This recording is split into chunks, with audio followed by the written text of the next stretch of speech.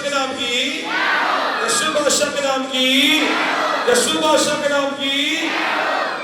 आज की सुबह हम आपको यकीन दिलाएं कि खुदा जैसा आपका और कोई वेलिवेशन नहीं है, खुदा जैसा कोई आपका खैर खा नहीं है। इब्लीस हजार हाँ शख्सियत में से आके आपको यकीन दिला सकता है, आपको एतबार दिला सकता है, जैसा कि उसने बहुतों को दिला भी रखा है कि मेरे जैसा तुम्हारा कोई खैर खा नहीं है। लेकिन यह हकीकत पर मबनी स्टेटमेंट नहीं है। नहीं, मां सवाए आपको तख्लीक करने वाले के कोई आपका खैर खा नहीं हो सकता। मां सवाए आपको खलक करने वाले के कोई आपके साथ मुखलिस नहीं हो सकता। इब्लीस किसी भी शख्सियत में से आपको दाव लगा सकता है। इब्लीस किसी भी शख्सियत को इस्तेमाल करके आपको खैर खाही का धोखा दे सकता है। लेकिन जिसने आपको तख्लीक किया है, जिसने आपको पैदा किया है, जिसने आपके बेतरतीब मादे को तरतीब देकर आपको एक इंसान बनाकर जमीन पर चलने फिरने की कुव्वत से नवाजा है, उस जैसा कोई आपके साथ मुखलिस हो नहीं सकता। कभी कभार हम उसके दिए हुए मशवरों को नजरअंदाज करके हजारों अतराफ से मशवरा जात इकट्ठे करते हैं और उनकी रोशनी में चलना पसंद करते हैं और इस कदूस व बरहक के अहकामात को बैक पे फेंक देते हैं, पुश्त में फेंक देते हैं, पसे पुश्त फेंक देते हैं।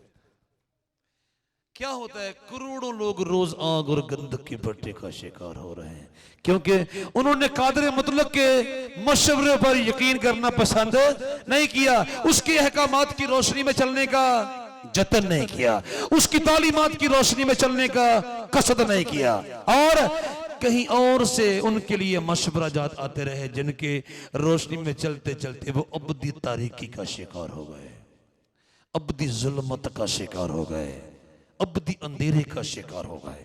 नहीं भाई नहीं, बाइबल मुकद्दस ने मुझे यकीन दिलाया है कि बाइबल का हकीकी और हतमी और अब्दुल अब्बाद तक के लिए जिंदा रहने वाला खुदा मेरा सबसे बड़ा वेलविशर है, मेरा सबसे बड़ा खैर खा है और मेरे साथ तमाम शख्सियत से ज्यादा मुखलिस है।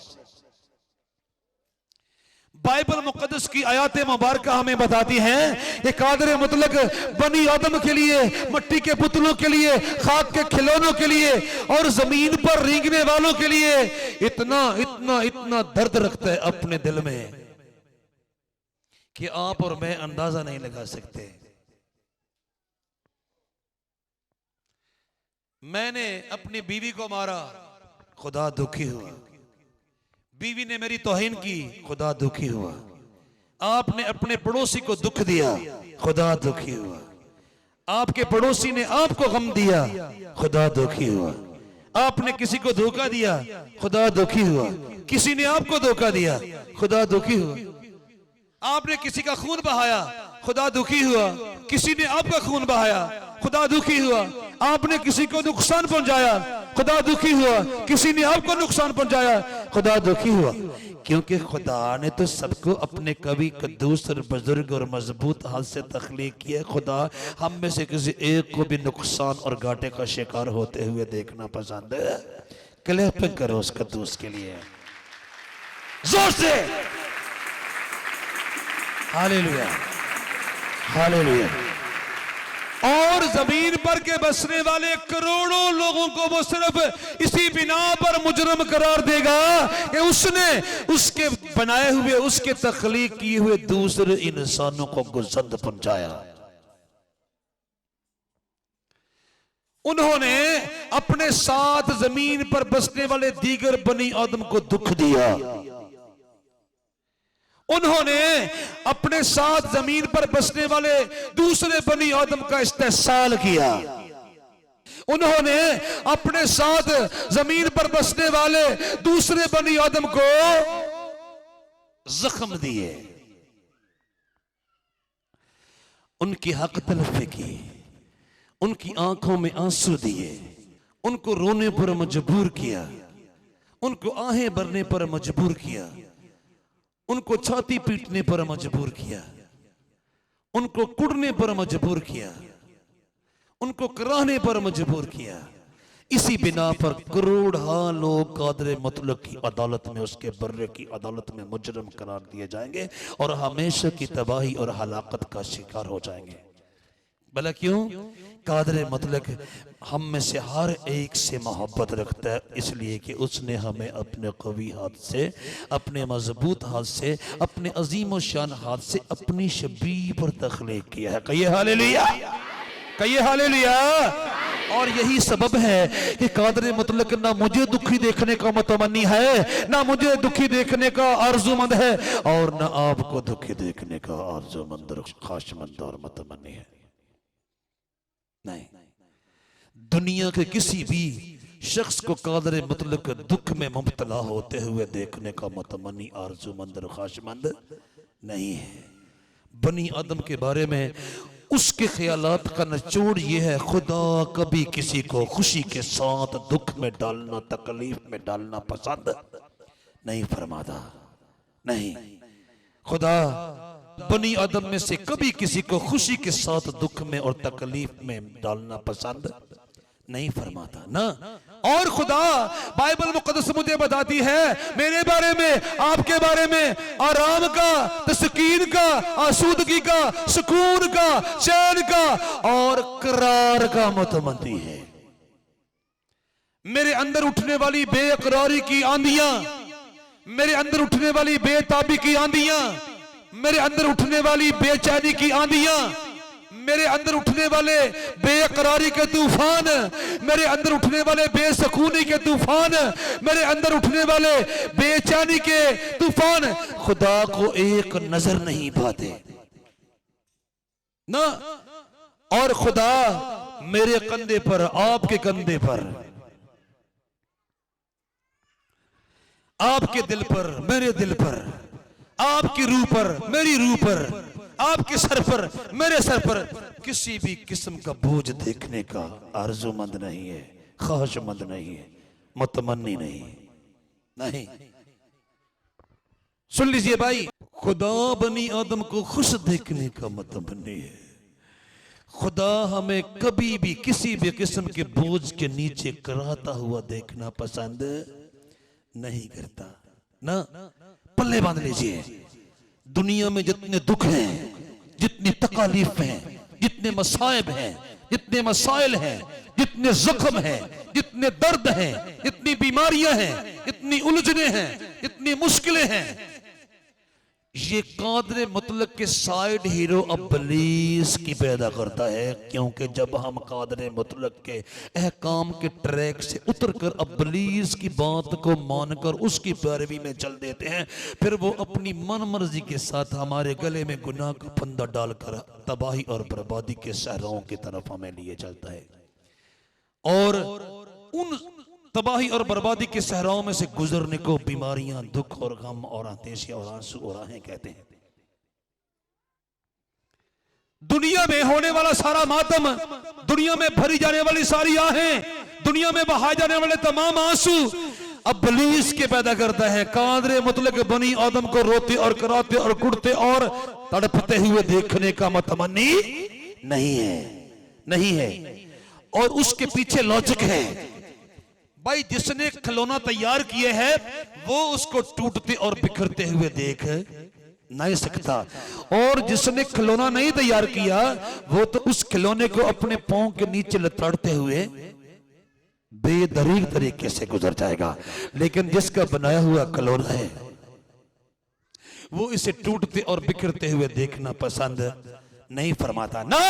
ना, खुदा चाहता है बिल अमूम बनी आदम और बिल खसूस रास्तबाद किसी भी किस्म के बोझ के नीचे और किसी भी किस्म के गम के नीचे आके दम न तोड़ जाए ना। और ये मैं अपने पास से नहीं कहता, बाइबल मुकद्दस इस बात की गवाह है, बाइबल मुकद्दस की आयात मुबारक इस बात की गवाह है कि आपका तख्लीकार, मेरा तख्लीकार आसमानी बाप इस बात का मुतमन्नी है हमारे कंधे पर, हमारे सर पर, हमारी रूह पर, हमारे जिस्म पर, हमारे ज़हर पर, हमारे बातिन पर कोई ऐसा बोझ ना हो जो हमारे आंसू बहाने का बायस हो, जो हमारे लिए आहें भरने का सबब हो। नहीं भाई, कादर मुतलक ने इसी तमन्ना के तहत रास्तबाजों को यानी अपनी चुनीदा कौम को 10 अहकाम देते हुए उनमें से एक खास हुक्म यह दिया कि तुम 7वें दिन आराम किया करना ताकि तुम्हारी जानों को बोझ के नीचे से निकलने का मौका मिल जाए। ओए मैं तुमको सारा हफ्ता बोझ के नीचे देखने का मुतमन्नी नहीं हूं, नहीं। और बड़े वाशिगाफ अल्फाज में लिखा हुआ है 6 दिन तक अपना काम काज करना, 6 दिन तक अपना काम काज करना और 7वें दिन आराम करना ताकि तेरे बैल और गधे को आराम मिल जाए और तेरी लौंडी का बेटा और परदेसी ताजा दम हो जाए। कहिए हालेलुया, कहिए हालेलुया। तू 6 दिन तक उसी बैल को कुएं में जोतता रहता है, चारा लाने के लिए जोतता रहता है, हल चलाने के लिए जोतता रहता है, पर 7वें दिन उसको तंग न करना, ना उस पर बोझ रखना। तू सारा हफ्ता अपने गधे पर बोझ लाद सकता है, तू 6 दिन तक अपने गधे को, अपने घोड़े को, अपने ऊंट को, अपने मवेशी को, अपने जानवर को बोझ के नीचे रखना। और मैं तो तेरे गधे को भी, मैं तेरे घोड़े को भी, मैं तेरे ऊंट को भी, मैं तेरे बैल को भी, मैं तेरी गाय को भी और मैं तेरे बाड़े में से किसी मवेशी को भी बोझ के नीचे 7वें दिन देखने का मुतमन्नी नहीं हूं। तू है। मैं हैरान होता हूं, कादर मुतलक जानवरों के ऊपर भी 7वें दिन बोझ नहीं देखना पसंद करता, तो बनी आदम के लिए उसके ख्यालात का क्या हाल होगा? बनी आदम के लिए उसकी रोशन ख्याली का क्या मेयार हो सकता है? जरा अंदाजा कीजिए। 7वें दिन इसलिए काम न करना तेरे बैल को और तेरे गधे को आराम मिल जाए और तेरी लौंडी का बेटा और परदेसी ताजा दम हो जाए, ताजा दम हो जाए। कादर मुतलक को इससे कोई वास्ता नहीं कि आप 7वें दिन क्या करते हो। कादर मतलब को ताल्लुक इससे है 7वें दिन तुम मेहनत न करो और मशक्कत न करो और बोझ न उठाओ, क्योंकि जिसने तुम्हें तख्लीक किया वो तुम्हें बोझ के नीचे कराते हुए देखने का मुतमन्नी नहीं है। और फिर मिसाल देखी, कहा तेरे खुदा ने 6 दिन में कायनात की तमाम अशिया को तख्लीक करके तरतीब दिया और 7वें दिन आराम किया, बावजूद इसके कि वो अपनी फितरत में थकने वाला खुदा नहीं है। वो तो कभी थकता ही नहीं, वो कभी नादारी का, लाचारी का, कमजोरी का और थकावट का शिकार होने वाला खुदा नहीं है। तेरे खुदा ने 7वें रोज फिर भी आराम किया, हालांकि वो तो कभी थका ही नहीं, वो तो कभी थकावट का शिकार ही नहीं हुआ, वो तो कभी नादारी और लाचारी का शिकार ही नहीं होता ना, उससे कमजोरी कभी नहीं आ लेती, वो नादारी में कभी गया ही नहीं, वो मांदगी से, नातवानी से, कमजोरी से, लाचारी से, नादारी से वाकिफ ही नहीं, क्योंकि वो कभी नातवान और मांदा होता नहीं है। तो भी उसने बनी आदम के लिए, अपने प्यारों के लिए, अपने ईमानदार बच्चों के लिए एक पैटर्न बख्शा और कहा देख तेरे खुदा ने 7वें रोज आराम किया, कादर मुतलक होने के बावजूद तुम भी आराम किया करना ताकि तुम्हारे आराम पाने से मुझे आराम मिले। कहिए हालेलुया, कहिए हालेलुया, कहिए हालेलुया, कहिए हालेलुया।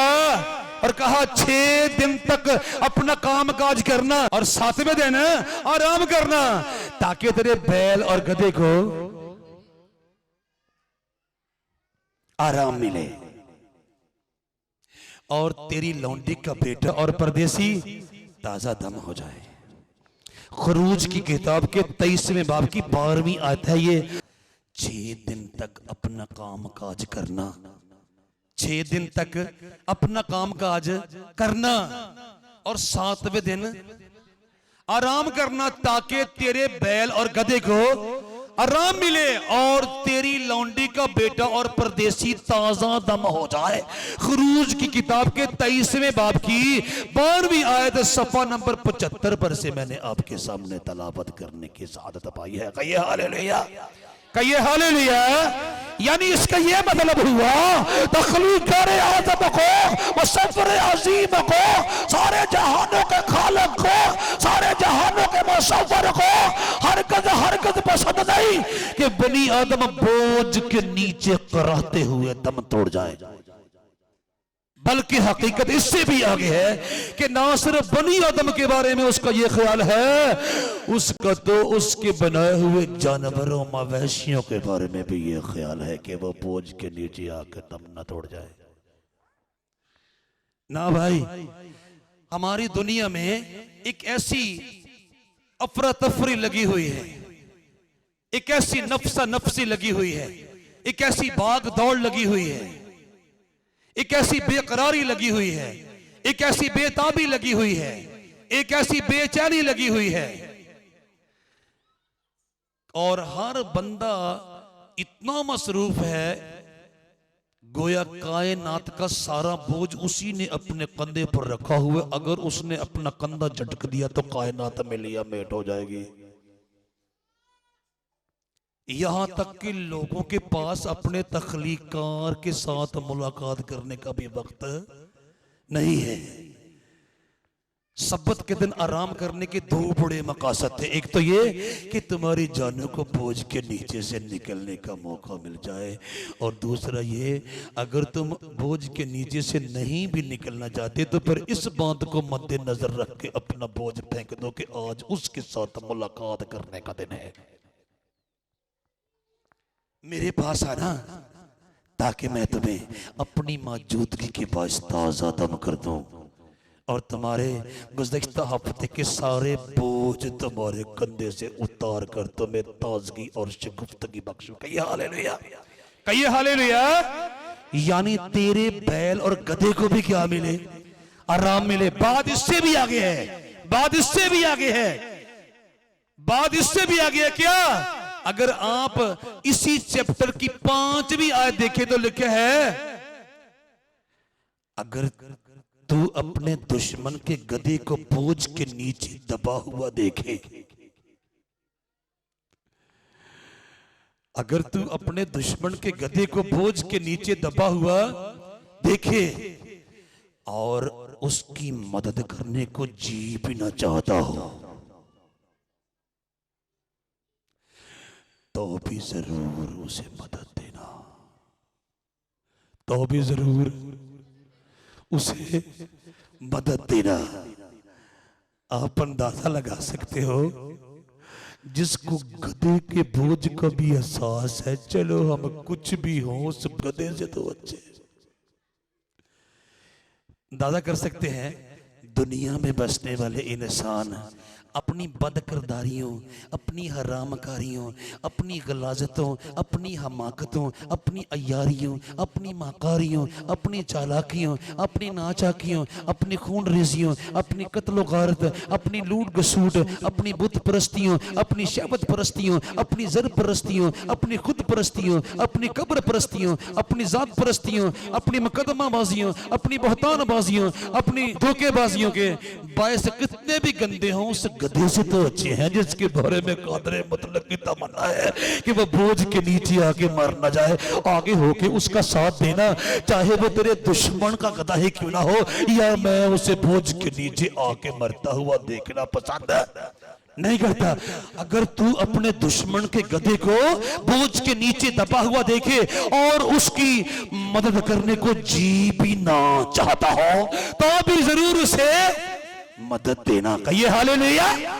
खरूज की किताब के 23वें बाब की 5वीं आयत सफ़ा नंबर 75 पर से मैंने आपके सामने तलावत करने की सादत पाई है। अगर तू अपने दुश्मन के गधे को बोझ के नीचे दबा हुआ देखे और उसकी मदद करने को जी भी ना चाहता हो तो भी जरूर उसे मदद देना। यार तू तो इंसान है, मैं तो गधे के ऊपर भी इतना बोझ देखना पसंद नहीं करता कि जिसके बायस वो दब के मर जाए। मेरे बारे में, आपके बारे में उस कुद्दूस का क्या ख्याल होगा? और फिर अगर मैं और आप रास्तबाज हैं तो फिर बात ही और है। फिर तो कादरे मतलब अपने लोगों के कंधे पर, सर पर, रूह पर, दिल पर कभी बोझ देखना पसंद करता ही नहीं। कहिए हालेलुया, कहिए हालेलुया। एक बंदे ने कादरे मुतलक के साथ अपनी मोहब्बत का इजहार किया। कैसे? अपना घर घराना छोड़कर, अपने रिश्तेदार छोड़कर, अपना माँ बाप छोड़कर, अपने दोस्त अहबाब छोड़कर, अपने अजीजों अकरब छोड़कर, अपना इलाका छोड़कर, अपना गांव छोड़कर, अपना शहर छोड़कर कादरे मुतलक ने उसके साथ उसकी आने वाली नस्लों के साथ भी बुलाई करने का वादा फरमाया। कहिए हालेलुया, कहिए हालेलुया। नाम था इब्राहिम। क्या नाम था? इब्राहिम। कहा यार तू ईमानदारों का बाप हुआ, तूने ओए बुढ़ापे में मिलने वाले बेटे को भी मेरे हुजूर में ज़बह करने से डरेगा? नहीं किया। तू लगा ईमानदार अंधा प्यो। अब इल्हाम में जितने मज़हब हैं इब्राहिम को साइड पे कर दे तो हमारा ईमान पूरा नहीं होता। कादरे मुतलक ने उससे वादा किया, इब्राहिम ना सिर्फ तेरे साथ, मैं तेरी आने वाली पुश्तों के साथ भी वफादारी करने का वादा फरमाता हूं। कहिए हालेलुया। और ऐसा ही हुआ, ऐसा ही हुआ। इब्राहिम की नस्ल गुलामी के बोझ के नीचे दब गई है, असीरी के बोझ के नीचे दब गई है। इब्राहिम की आल औलाद, इब्राहिम के पोते बड़पोते कई सदियों से बोझ के नीचे है और कराहते हैं और रोते हैं और तड़पते हैं और अपने अब्बा अजदाद के खुदा के हुजूर में उनकी आवाज गई है, गई है। और कादरे मुतलक ने उनके बोझ को आलम बाला पर से देखा है और अपने बंदा अब्राहम की खातर उसने उनके बोझ उतारने का एहतमाम फरमाया। कहिए हालेलुया। वो लोग मिस्री लोग इसराइलियों पर बेतहाशा बोझ लादते हैं, लेकिन उनको उनकी मेहनत की उजरत देने को तैयार नहीं है। आलम बाला पर बैठा हुआ वो देख रहा है सारे जहानों का बादशाह। वाह भाई वाह। और फिर उस कौम की बाबत, उस उम्मत की बाबत कादरे मुतलक ने अपने आसमान पर से अपने बंदा के वसीला से फरमाया, मैंने उसके कंधे पर से बोझ उतार दिया। मैंने यानी उस कौम के कंधे से, मैंने उसके कंधे पर से बोझ उतार दिया। उसके हाथ टोकरी ढोने से छूट गए। कहिए हालेलुया।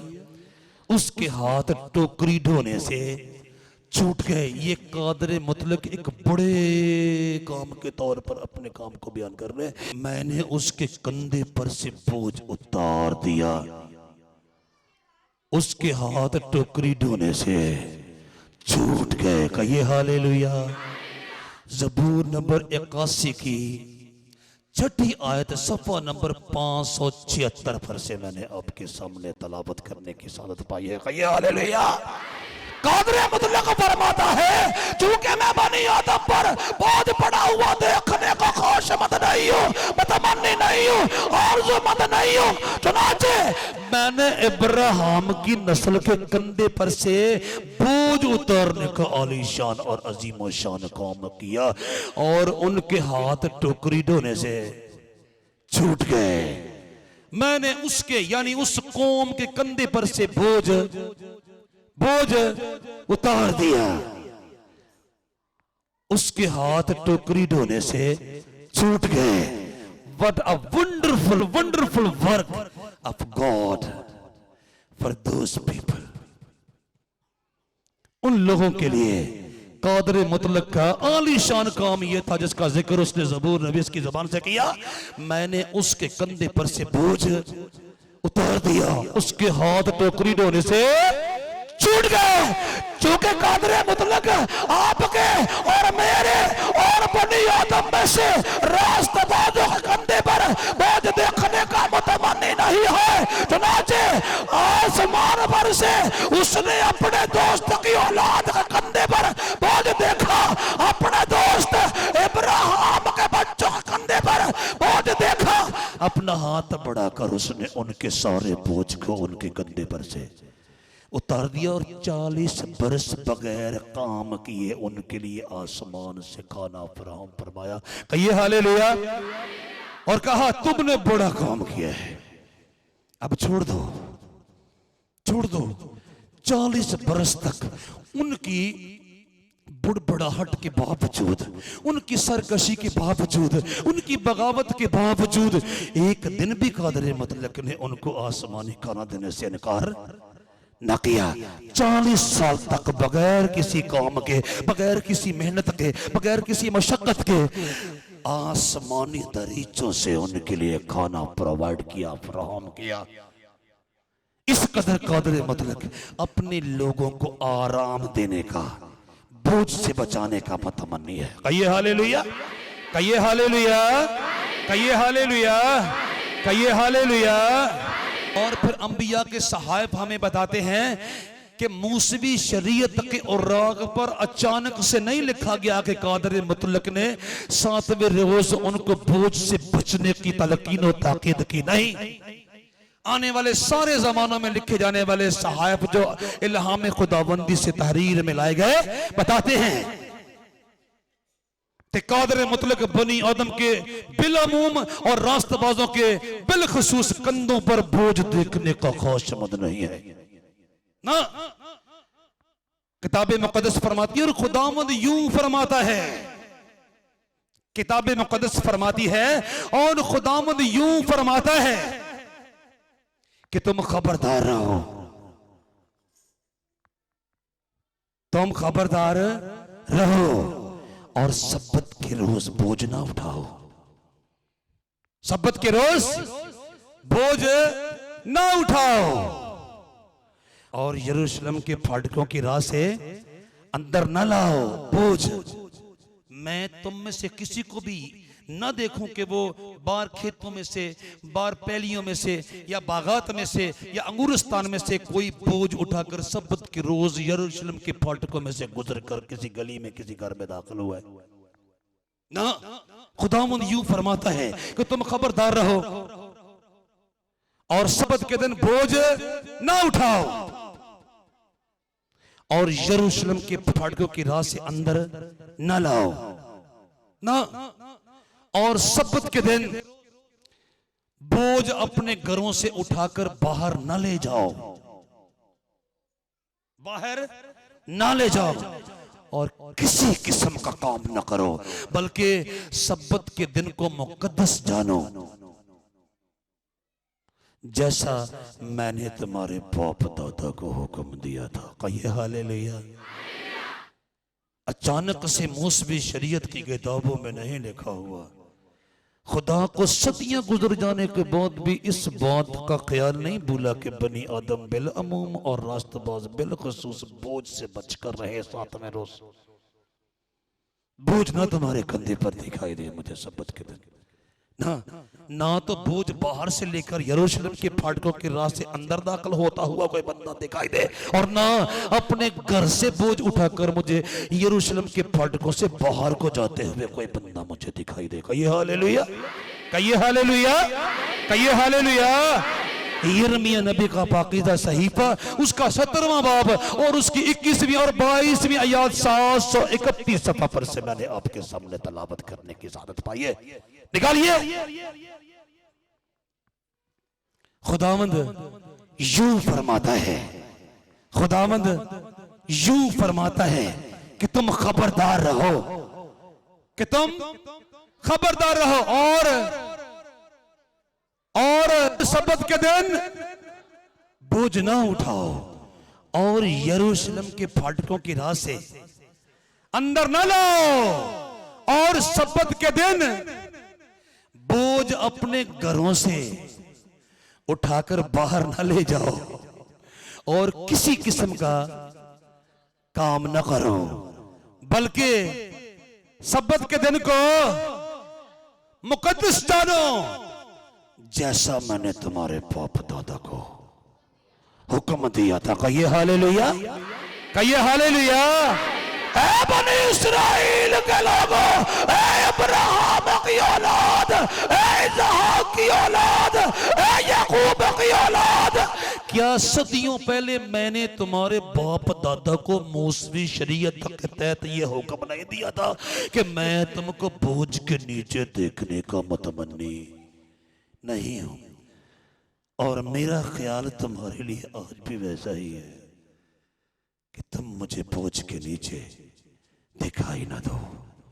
मैंने अर्ज किया यिर्मयाह नबी का पाकीज़ा सहीफा और उसका 17वां बाब उसकी 21वीं और 22वीं आयात मुबारका 731 सफ़ा पर से मैंने आपके सामने तलावत करने की सादत पाई है, जो आयात करीमा हमें बताती है कि कादर मतलब अपने लोगों को सबत के रोज ना तो बाहर खेतों या बागात में से बोझ उठाकर घरों की तरफ आते हुए देखने का मुतमन्नी था और ना घरों से बोझ उठाकर खेतों या बागात की तरफ जाते हुए देखने का मुतमन्नी था। ना भाई, कहिए हालेलुया, कहिए हालेलुया, कहिए हालेलुया।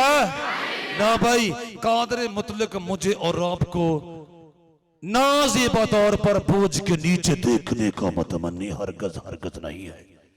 चले 6 दिन तक मैं अपना काम काज करता हूं, आप भी करते हैं, तो भी कादर मुतलक 7वें रोज मुझे और आपको बोझ के नीचे देखने का मुतमन्नी नहीं है। नहीं नहीं ना भाई, बोझ किसी भी किस्म का हो, कादर मुतलक को हमारे सरों पर, हमारे कंधों पर या हमारी रूहों या हमारे दिलों पर अच्छा नहीं लगता। ना ये तो तबई बोझ की बात है, ये तो जिस्मानी बोझ की बात है, लेकिन हमारी रूह का या हमारे दिल का बोझ हो कादर मुतलक को अच्छा नहीं लगता। ना ना।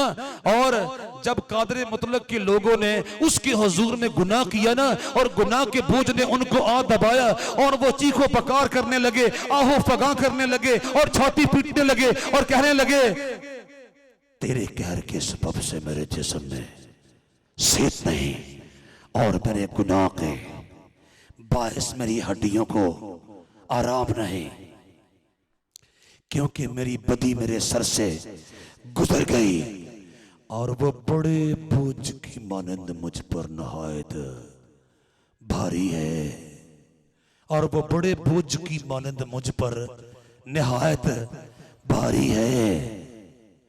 ओए होए होए, जब रास्तबाजों ने कादर मुतलक के हुजूर में कभी नारास्ती की फसल बोने की कोशिश की, तो उस नारास्ती की फसल के उगने पर अब उसका फल तो उनके दामन में पड़ेगा ना। ये गुनाह की फसल के बोने का नतीजा है।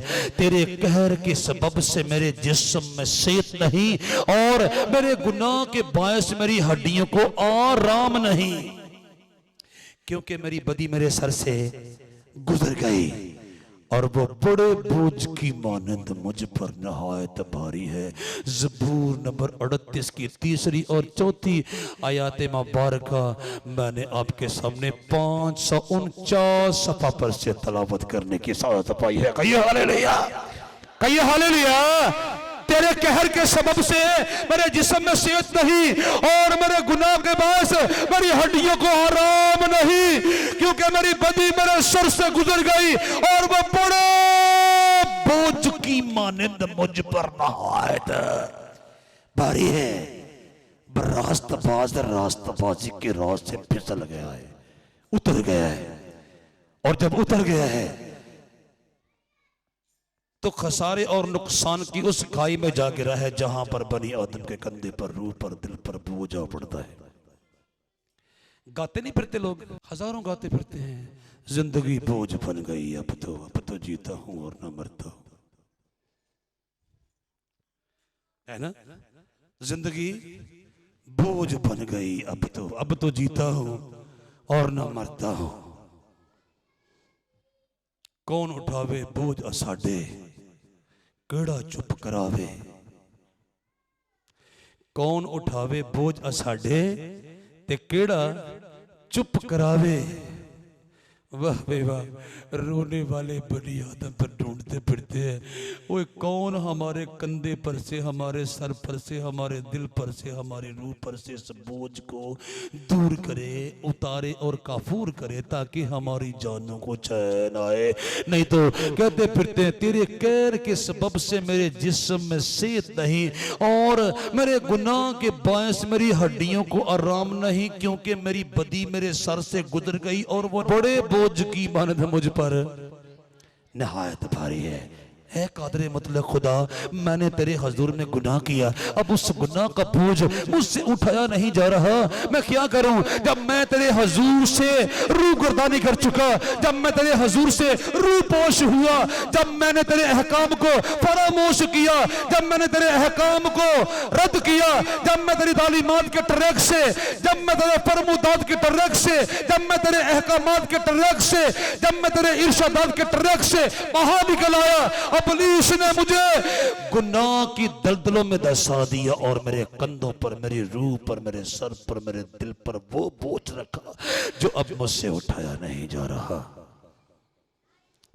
लेकिन खुशबख्त है वो अपने गुनाह का एतराफ करके कादरे मुतलक से रुजू कर रहा है, छूट जाएगा। हालेलुया। क्यों भला? मजबूरी तौर पर तख्लीकार तो अपनी तख्लीकारियों को बोझ के नीचे देखने का मुतमन्नी है ही नहीं।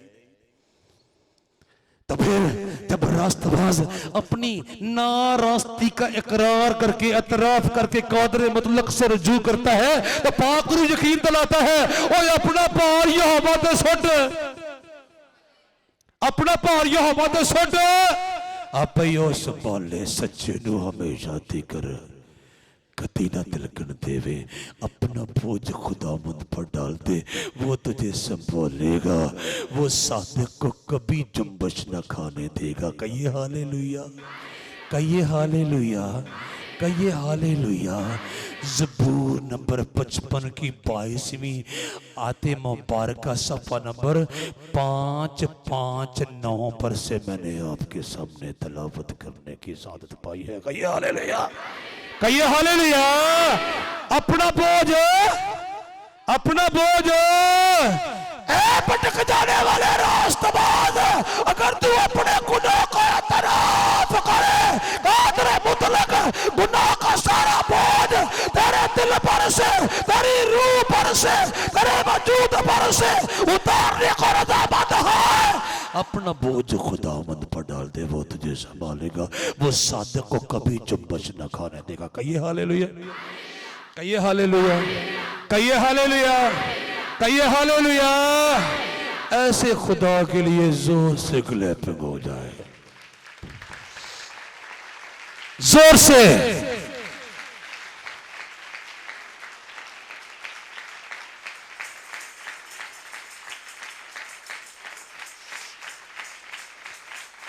हालेलुया।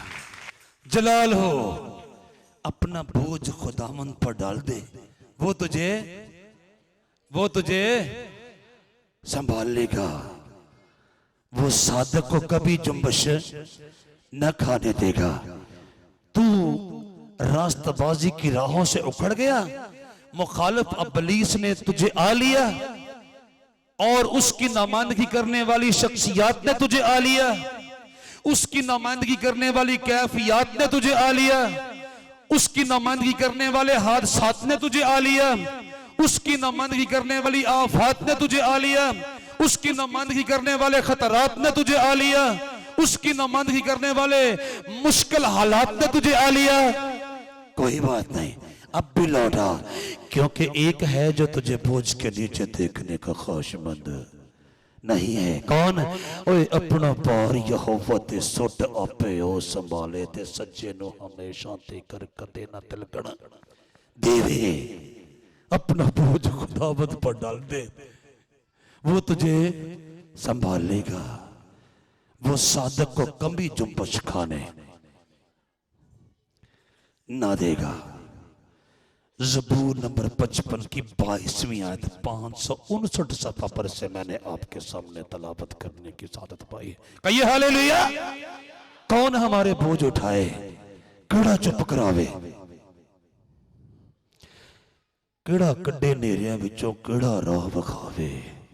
जवाब है अपना बोझ यहोवा ते सौंपा पियो संभाले ते सच्चे नूं हमेशा तेकर कदे ना तिलकण देवे। अगर तू इस बात का इरादा कर ले कि आइंदा को तू कादरे मुतलक की राहों पर चलेगा, तो फिर अपने सारे बोझ, वो तेरे जिस्म के हों, वो तेरे दिमाग के हों, वो तेरे जहन के हों, वो तेरी रूह के हों, वो तेरे दिल के हों, वो तेरे गुनाहों के हों, वो तेरी बदियों के हों, सारे के सारे बोझ उसको दे दे। उसको तेरी फिक्र है, वो सारे बोझ को दूर करके तुझे आसूदगी अता फरमाएगा। कहिए हालेलुया। वो तुझे चैन देगा, वो तुझे करार देगा, वो तुझे सुकून देगा, वो तुझे तसल्ली देगा, वो तुझे आसूदगी देगा, वो तुझे ताजगी देगा, वो तुझे शगुफ्तगी देगा। अपना बोझ उसको दे दे। कहिए हालेलुया, कहिए हालेलुया, कहिए हालेलुया, कहिए हालेलुया, कहिए हालेलुया। बाइबल का जिंदा खुदा मुझे और आपको और कुल बनी आदम को बोझ के नीचे से निकालने का इस हद तक मतमनी है कि उसने अपने रूह को इंसानी अज़ा देकर, इंसानी जिस्म देकर, इंसानी चेहरा मोहरा देकर, इंसानी जबिल्लत देकर और आदमियत की पोशाक पहनाकर और इंसानियत का लिबास पहनाकर और बशरियत की चादर उड़ाकर जमीन पर बेचना पसंद किया ताकि बनी आदम को उनके बोझ के नीचे से छुड़ाए। कहिए हालेलुया, कहिए हालेलुया। और उसने आकर तमाम अक़साम के बोझों को बनी आदम के कंधे पर से, सरों पर से, दिलों पर से, ज़हनों पर से उतारने का ऐलान किया। कहिए हालेलुया, कहिए हालेलुया, कहिए हालेलुया। एक बोझ था उस जमाने में शरीयत का, रंग बिरंगे कवानीन का, रंग बिरंगे अहकामात का, रंग बिरंगी तालीमात का और बड़े बड़े शरअ के मुअल्लिमीन और बड़े बड़े मुबल्लिगीन। आम बनी आदम के लिए तो उन शरई अहकाम का डंडोरा पीटते थे, लेकिन खुद उन शरई फार्मूलों और मफरूजों पर अमल पैरा होने को जरा भी तैयार नहीं होते थे। और उस जमाने के रास्तबाजों के लिए शरीयत एक बोझ का रूप धार चुकी थी। और जनाब मसीह आए और सबसे पहले उसने उन शरई फार्मूलों का बोझ उतारने का ऐलान किया। उस वक्त यीशु ने भीड़ से और अपने शागिर्दों से ये बातें की कि फकीह और फरीसी मूसा की गद्दी पर बैठते हैं। किसकी गद्दी पर? मूसा की गद्दी पर। उस वक्त यीशु ने भीड़ से और अपने शागिर्दों से ये बातें की कि फकीह और फरीसी मूसा की गद्दी पर बैठे। कादरे मुतलक के बेटे को इस बात का शिद्दत से एहसास है कि बड़े बड़े शरअ के मौलमीन ने, शरीयत के मुबल्लिगीन ने बनी आदम को उन अहकाम क़वानीन से पेश के रख दिया है। और कादरे मुतलक तो बनी आदम के कंधों पर से, सरों पर से, दिलों पर से, रूहों पर से बोझ उतारने का मतमनी है। इन्होंने शरीयत के अहकाम को ही बोझ का रंग दे दिया। उस वक्त यीशु ने भीड़ से और अपने शागिर्दों से ये बातें कही। कौन सी?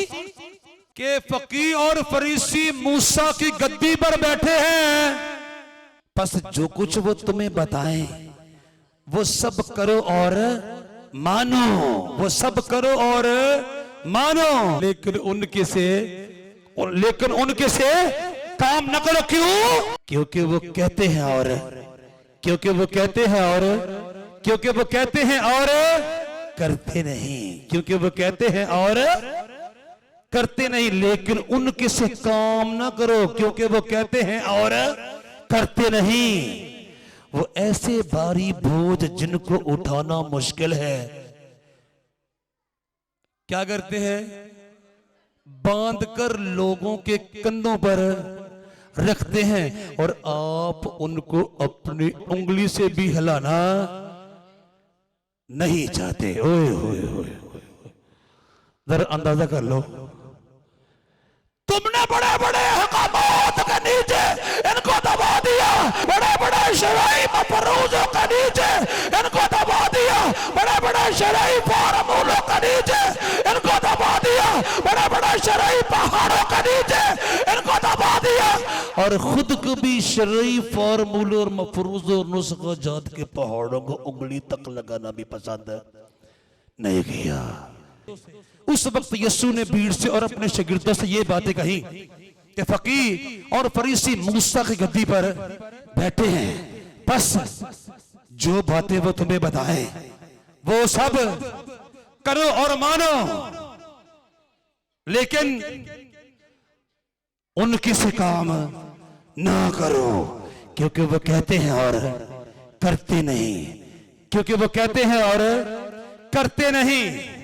वो ऐसे भारी बोझ जिनको उठाना मुश्किल है बांध कर लोगों के कंधे पर रखते हैं, मगर आप उनको अपनी उंगली से भी हिलाना नहीं चाहते।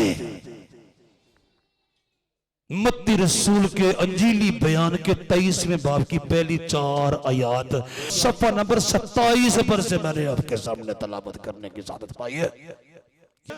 कहिए हालेलुया, कहिए हालेलुया। जब जनाब मसीह खुदावंद ने बड़े बड़े शरह के मौलमीन और शरह के मुबल्लिगीन के रवैया जात पर तनकीद और नुक्ताचीनी की ना, तो पता क्या हुआ? फिर शरह के आलमों में से एक ने जवाब में उससे कहा, ए उस्ताद, इन बातों के कहने से तू हमारी भी बेइज्जती करता है। उसने कहा, ए शरह के आलमों, तुम पर भी अफसोस कि तुम ऐसे बोझ जिनको उठाना मुश्किल है आदमियों पर लादते हो। फिर शरह के आलमों में से एक ने जवाब में उससे कहा, ए उस्ताद, तू इन बातों के कहने से हमें भी बेइज्जत करता है।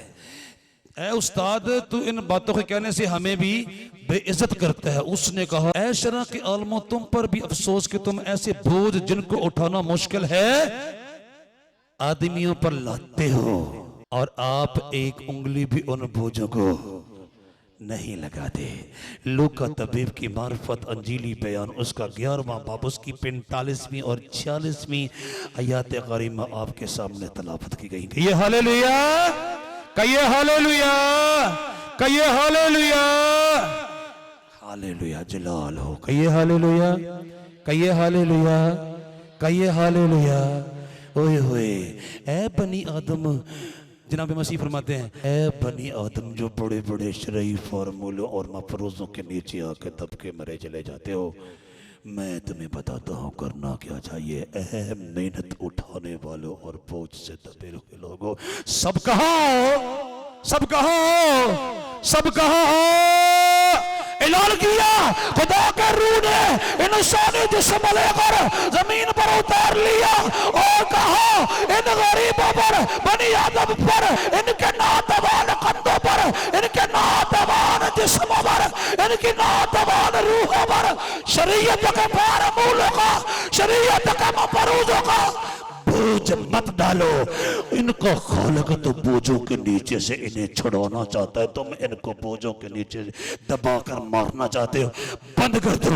और नस्ल इंसानी से मुखातब होकर फरमाया, ए मेहनत उठाने वालों, ए मेहनत उठाने वालों और बोझ से दबे हुए लोगों, सब मेरे पास आओ, मैं तुमको, ए मेहनत उठाने वालों और बोझ से दबे हुए लोगों, सब मेरे पास आओ, मैं तुमको,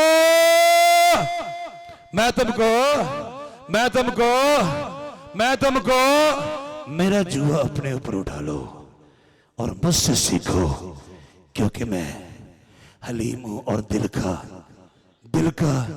फिरोतन, तो तुम्हारी जाने आराम पाएंगे। क्यों? क्योंकि मेरा जुआ मुलायम है और मेरा बोझ, क्योंकि मेरा जुआ मुलायम है और मेरा बोझ हल्का। ये शरई फार्मूलों और मफरूजों और नुस्खों का बोझ अपने कंधों पर से उतार दो और मेरा बोझ लो। भला क्या बोझ है? और मेरे पास आओ, मैं तुम्हारे सारे बोझ उतार कर तुम्हारी जानों को आराम दूं। मैं सारे बोझ उतार कर तुम्हारी जानों को आराम दूं, तुम्हारी जानों को तस्कीन दूं, तुम्हारी जानों को करार दूं, तुम्हारी जानों को चैन दूं, तुम्हारी जानों को आसूदगी दूं, तुम्हारी जानों को ताजगी दूं, तुम्हारी जानों को शगुफ्तगी दूं। मेरे पास आओ।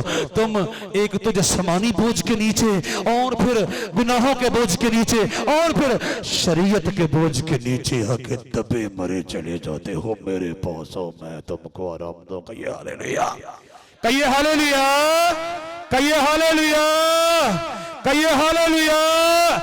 कादर मुतलक के सबसे बड़े नुमाइंदा ने, कादर मुतलक की रास्तबाजी के सबसे बड़े नुमाइंदा ने आवाज़ बुलंद नस्ली इंसानी से कहा, पिसे हुए लोगों से कहा, कुचले हुए लोगों से कहा, बोझ के नीचे कराते हुए लोगों से कहा, मेरे पास आओ। ए गुनाह के नीचे दबे हुए लोगों, ए गुनाह के बोझ के नीचे दबे हुए लोगों, ए बदकारियों के बोझ के नीचे दबे हुए लोगों, ए बेऔलादी के बोझ के नीचे दबे हुए लोगों, ए बेरोजगारी के बोझ के नीचे दबे हुए लोगों, ए जादूगरी के बोझ के नीचे दबे हुए लोगों, ए हालात के बोझ के नीचे दबे हुए लोगों, ए खतरात के बोझ के नीचे दबे हुए लोगों, ए महरूमियों के बोझ के नीचे दबे हुए लोगों, ए मायूसियों के बोझ के नीचे दबे हुए लोगों, ए उदासियों के बोझ के नीचे दबे हुए लोगों, ए दुखों के बोझ के नीचे दबे हुए लोगों, ए आंसुओं के बोझ के नीचे दबे हुए लोगों, ए हराम कारियों के बोझ के नीचे दबे हुए लोगों, ए शराब नोशी के बोझ के नीचे दबे हुए लोगों, ए हरामकारी के बोझ के नीचे दबे हुए लोगों, ए बुत परस्ती के बोझ के नीचे दबे हुए लोगों, ए शरई फार्मूलों मफरूजों और नुस्खों के बोझ के नीचे दबे हुए लोगों, सब मेरे पास हो। मैं तुमको क्लैप करो यीशु मसीह के लिए। जलाल हो।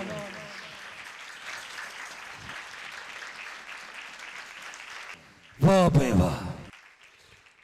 ऐ बनी आदम, तुम्हारा बोझ किसी भी किस्म का, किसी भी नवीयत का क्यों ना हो, यीशु की दुकान पर सिर्फ काम ही बोझ उतारने का किया जाता है। अपने बोझ लेकर जिंदगी के रास्तों पर पिसते हुए मत बढ़े चले जाओ।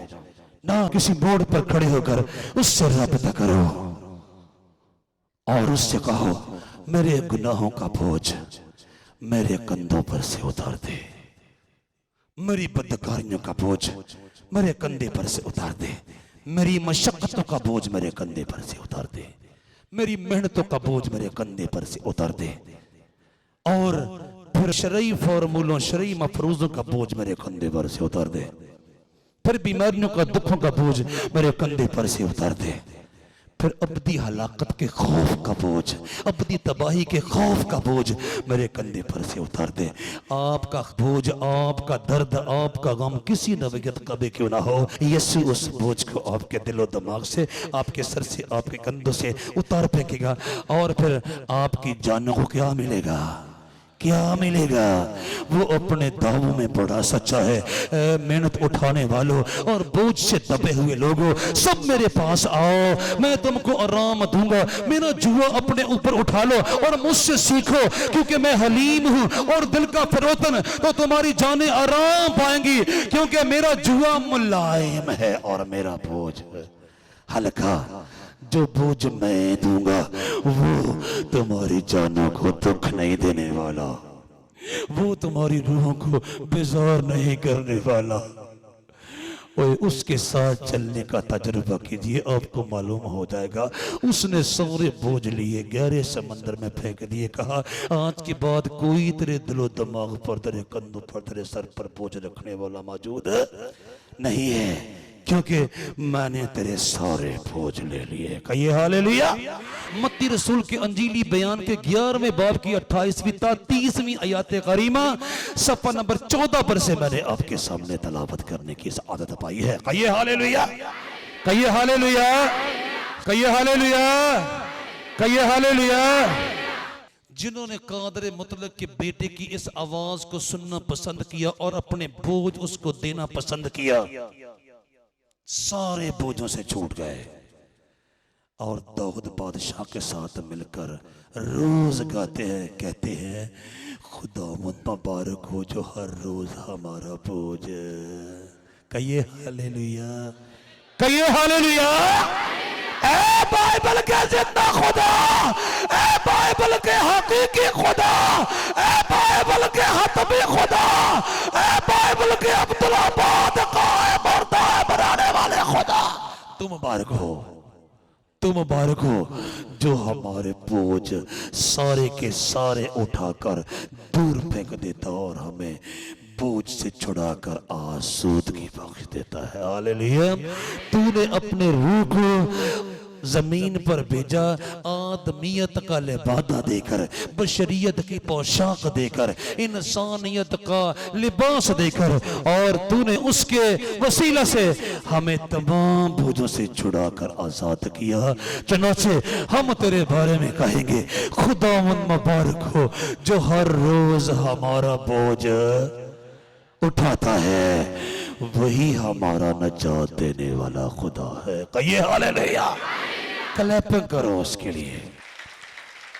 वो जो तारीख में बताता आया है, ऐ बनी आदम मैं तुम्हें बोझ के नीचे देखना पसंद नहीं करता। ओ बोझ मत उठो, बोझ मत उठो, बोझ के नीचे से निकलो। ए रास्तबाजो, ए ईमानदारो, ए खुदा तरसो, ए बनी आदम, ए नस्ल इंसानी, बोझ के नीचे से निकाला।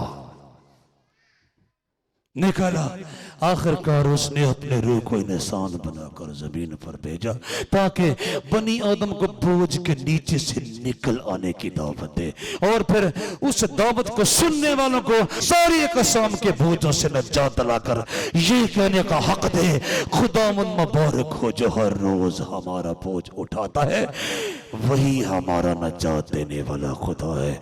ज़बूर नंबर 68 की 19वीं आयत 565 सफा पर से मैंने आपके सामने तलावत करने की सआदत पाई। कहिए हालेलुया, कहिए हालेलुया, कहिए हालेलुया। वाह भाई वाह, खुदावंद मुबारक हो जो हर रोज हमारा बोझ उठाता है, वही हमारा नजात देने वाला खुदा है, वही हमारा नजात देने वाला खुदा है, वही हमारा नजात देने वाला खुदा है।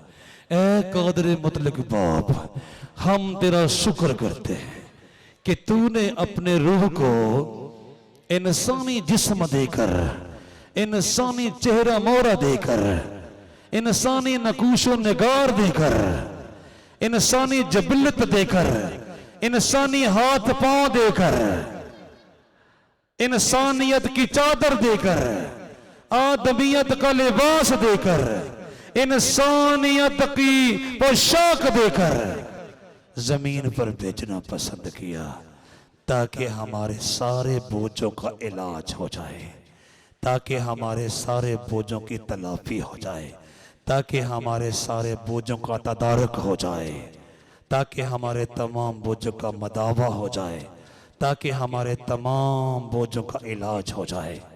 हम तेरा शुक्र करते हैं, हम तेरा शुक्र करते हैं, हम तेरा शुक्र करते हैं कि तेरे बेटे यीशु मसीह ने तेरी नुमाइंदगी करते हुए बनी आदम के सारे बोझ उतार डाले, तमाम बोझ उतार डाले, सारे बोझों का इलाज किया, सारे बोझों का मदावा किया, सारे बोझों की तलाफी की, सारे बोझों का तदारक किया, सारे बोझों का तदारक किया, सारे बोझों का अजाला किया, ताकि हम कह सकें ऐ खुदावंद तू मुबारक हो जो हर रोज हमारा बोझ उठाता है, वही हमारा नजात देने वाला खुदा है।